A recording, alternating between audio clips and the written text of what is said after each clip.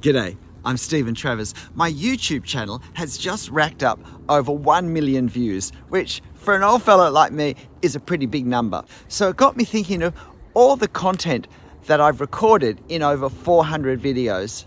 What are the top 3 pieces of advice I've given that I think have the potential to have the greatest impact in the shortest period of time on someone's learning to draw journey? And as I suspected, they came to mind very easily. And I have to say, they're not subjects I've seen on anyone else's videos. So let me run through them quickly now, in case you haven't come across 1, 2, or even any of them. So my top tip number 1 is this.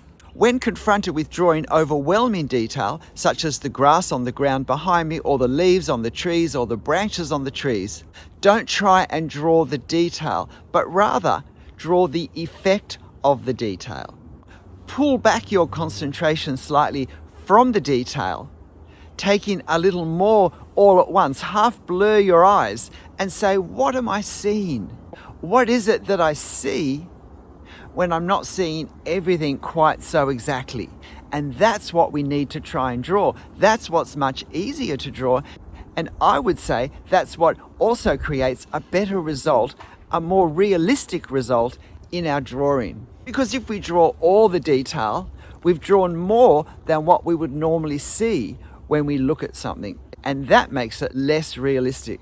And while I think this principle is easily understood with grass and with leaves, it's certainly not only applicable when we're drawing nature.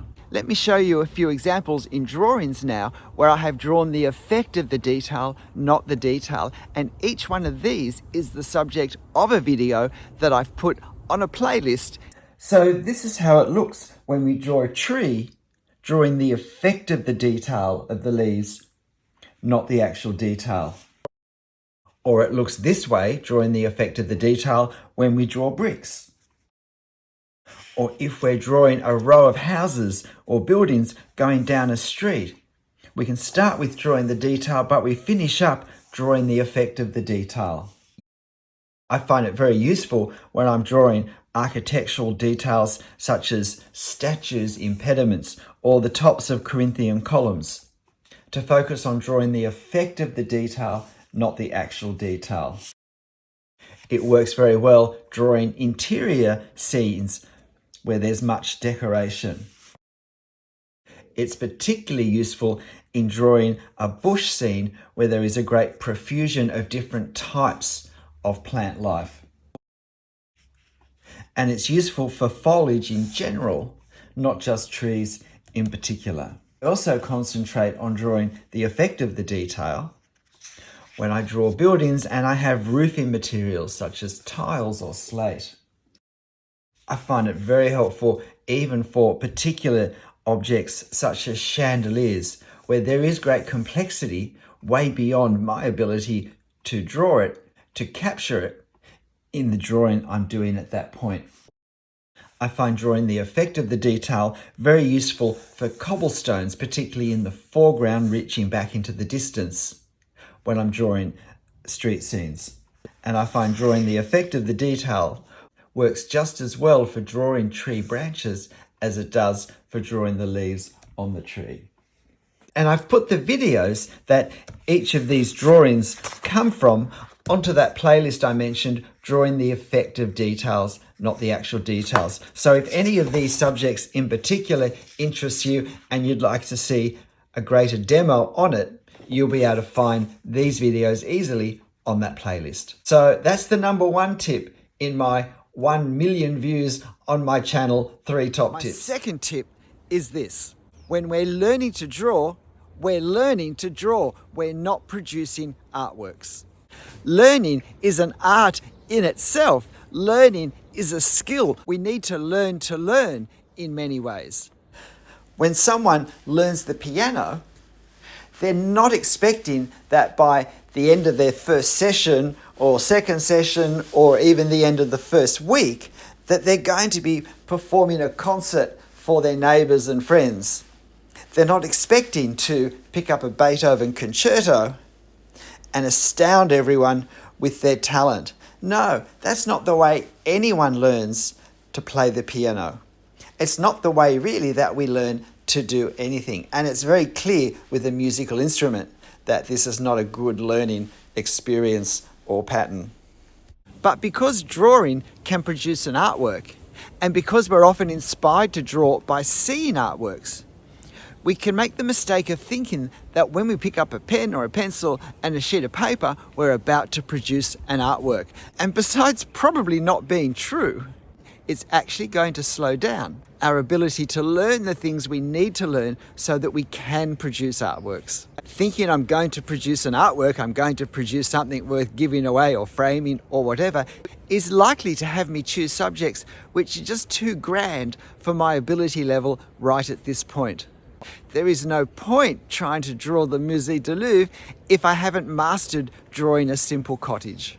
And as part of my learning, I need to work at learning the specific skills that I will need for working in my chosen drawing niche.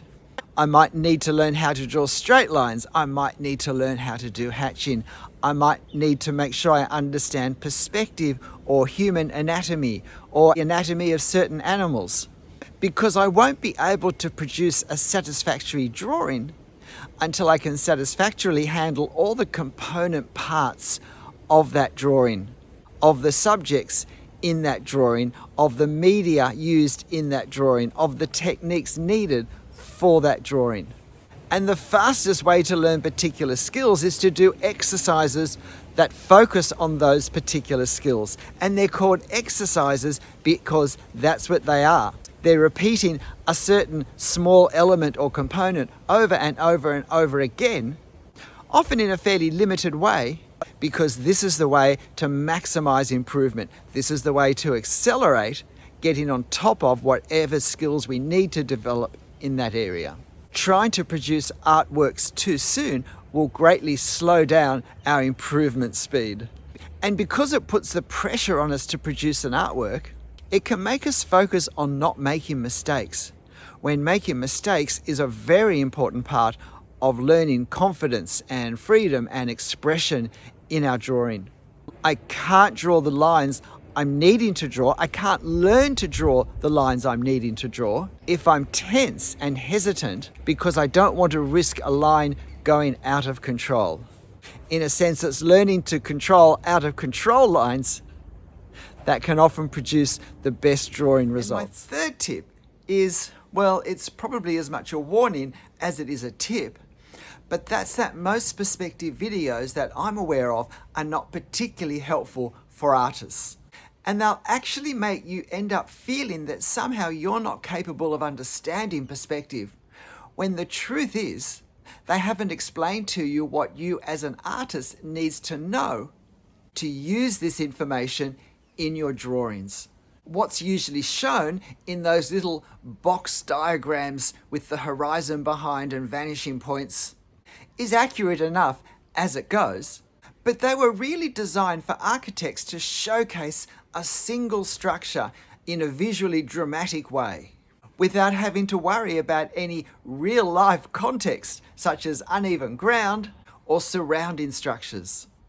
And the worst thing is, they don't actually tell you their limitations. They don't tell you the very narrow circumstances in which this information is true. When did you last watch a perspective video that pointed out this is only true if the ground is completely flat from the viewer to the horizon? And it won't be as straightforward to understand this if that's not the case. Or when did you hear a perspective video point out that the horizon that runs behind our nice box in the foreground is not necessarily the same horizon that we use the word for in a more general sense to mean the line where the land meets the sky? Or that in those demonstrations where we have several boxes on our plane with lines going back to the vanishing points, that they only go back to the same vanishing points because those boxes are either parallel to each other or aligned at right angles to each other, and that it wouldn't look like this if they were angled more randomly.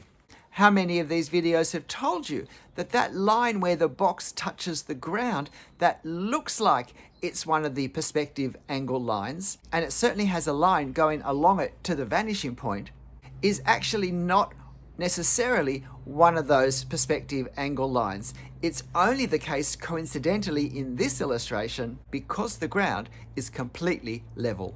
How often do these perspective videos tell us that they haven't given us all the information we need to know if our ground is sloping uphill, or if our ground is sloping downhill, or if the street that our buildings are on is curving around a corner, or that the horizon, or eye level as I prefer to think of it, can't necessarily be seen going behind any of the boxes. In fact, maybe so high or so low that we don't even see it in our scene at all. And yet, because we're not told of the very specific circumstances within which this perspective video is true, is valid, we somehow assume that we've been told all that we need to know. And then when we go to draw, we think there's something wrong with our mind because we think we've understood it, but we can't apply it. And the truth is, we've never been told what we need to know to apply it in these real life situations, because the information was never really designed for artists in the first place. In fact, we're definitely not told that if we draw from life or draw from photo references, we don't even need to understand it that much. An alternate way of approaching perspective is simply to learn to observe carefully the lines in front of us or on our reference and learn to draw them accurately. And a lot of the time, that's the far simpler, easier, and more successful way to tackle perspective in a scene that we're drawing. If you've watched lots of perspective videos and you have still felt confused and you have wondered whether there's something wrong with you, instead of realizing there's something wrong with the videos, I have also put together a short playlist of videos that deal with this issue, with the shortcomings of the videos, with perhaps better ways of understanding the information in perspective videos for artists. So if perspective has been a topic that has discouraged you and makes you think perhaps you shouldn't be drawing architecture or urban landscapes, then please watch some of these videos and get your confidence back and realize you are not the problem and you do have it within you to draw these things. If you hadn't come across these 3 points on my channel, I hope you found them helpful and interesting now. And reference some of the playlists that I've mentioned if you want more details. And if you're watching this, then you've been part of the 1 million views. So can I say thank you? And if you're finding my channel helpful, if you're finding my videos are improving and progressing your art, your drawing development, then please tell your friends about my channel. That's one way you can help me very much indeed. G'day, I'm Stephen Travers. Whatever you're drawing and however you're drawing it, make sure you have fun. I'll see you after the next 1 million views. Bye.